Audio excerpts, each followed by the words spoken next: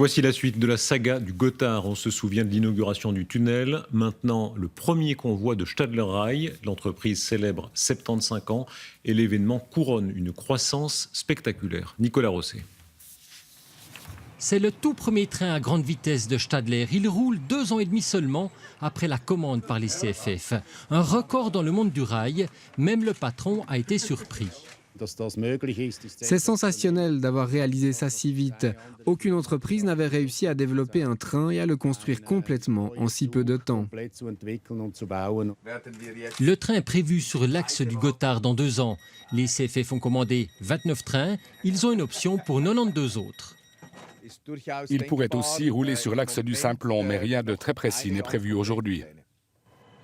L'image est trompeuse, le Giruno peut rouler à 250 km/h. Une révolution pour l'entreprise créée par Ernst Stadler il y a 75 ans pour produire des locomotives diesel et électriques. Années 60, la première halle de montage en Turgovie pour des véhicules très spécialisés.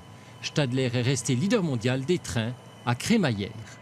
Années 80, les premières voitures pour passagers. Et un jeune homme de 30 ans, Peter Spuller, achète l'entreprise. Depuis, la croissance est exponentielle. Les Flirt, trains régionaux, Stadler en a vendu plus de 1400, puis les Kiss, trains à 2 étages.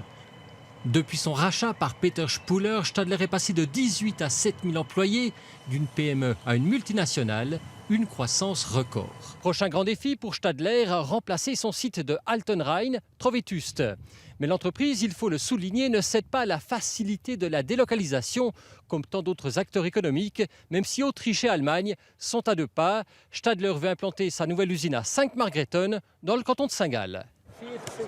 Rencontre inattendue et exceptionnelle, Irma Stadler, 93 ans, la veuve du fondateur de Stadler Rail, c'est elle qui avait engagé Peter Spuller.